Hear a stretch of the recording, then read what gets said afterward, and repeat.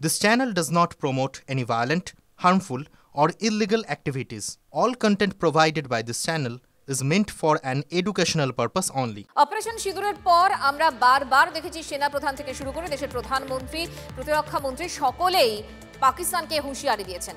আরও একবার সেই একই প্রসঙ্গে হুঁশিয়ারি দিলেন প্রতিরক্ষা মন্ত্রী রাজনাথ সিং।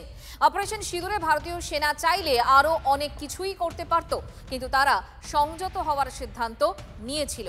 রবিবার একটি সরকারি অনুষ্ঠানে গিয়ে একথা বলেন কেন্দ্রীয় প্রতিরক্ষা মন্ত্রী রাজনাথ সিং, অর্থাৎ আরও একবার পাকিস্তানকে হুঁশিয়ার করে দেওয়া যে যদি সেরকম ধরনের কোনো পদক্ষেপ আসে তাদের তরফ থেকে তাহলে কোনোভাবেই পিছপা হবে না ভারত এবং উপযুক্ত জবাব দেওয়া হবে। আরও একবার হুঁশিয়ারি প্রতিরক্ষা মন্ত্রীর।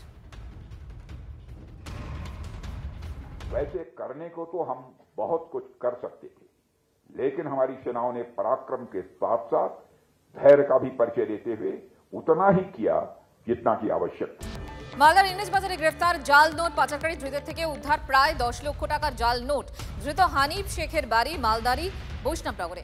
জাল নোট হাত বদলের সময় পাকড়াও হানিফ। ধৃতের কাছ থেকে উদ্ধার হয়েছে 500 টাকার 20টি বান্ডিল।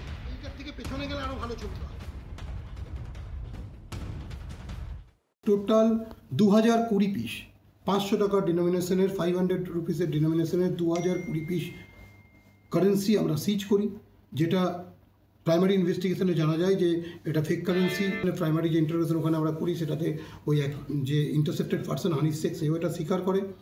আমরা ওকে অ্যারেস্ট করেছি, কাল আমরা ওকে ফরওয়ার্ড করব, পিসিতে নেব এবং পিসিতে নিয়ে যে পরবর্তী ইনভেস্টিগেশন সেটা আমরা করব।